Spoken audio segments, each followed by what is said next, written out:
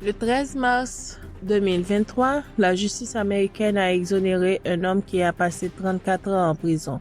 Il était condamné à 400 ans d'emprisonnement pour avoir aidé 2 voleurs à s'échapper. Qui est-il? Il s'agit de Sidney Holmes. Il a 57 ans. Il avait 23 ans au moment de son arrestation.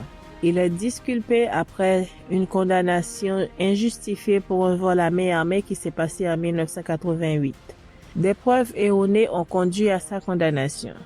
Holmes était accusé d'être le chauffeur des 2 hommes non identifiés qui avaient volé un homme et une femme à l'extérieur d'un dépanneur juste à l'ouest de Fort Lauderdale le 19 juin 1988.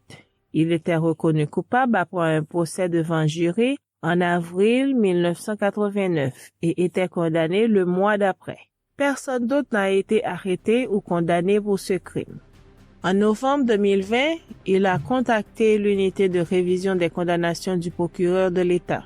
Il s'agit d'une équipe chargée d'identifier les allégations plausibles d'innocence au nom des accusés qui sont condamnés.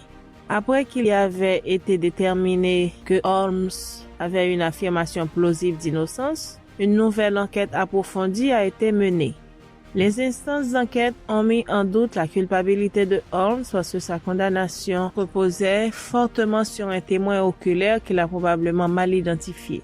Ceci en partie à cause des procédures en photographie utilisées par les forces de l'ordre à l'époque. Le procureur de l'État et un comité d'examen indépendant sont également parvenus à la même conclusion.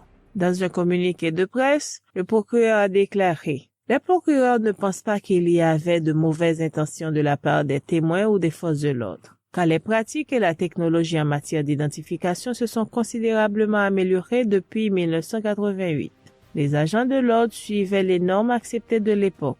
Aujourd'hui, on n'accepterait pas les méthodes qui étaient utilisées.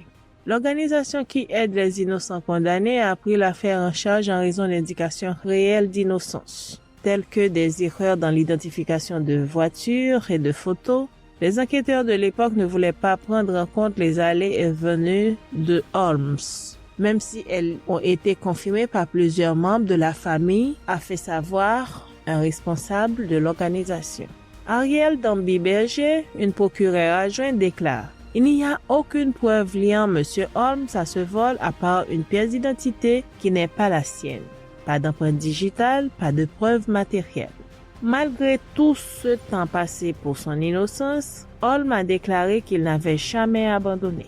Je n'avais jamais perdu espoir et je savais que ce jour viendrait, a-t-il dit à la presse. Merci d'avoir suivi ce titre.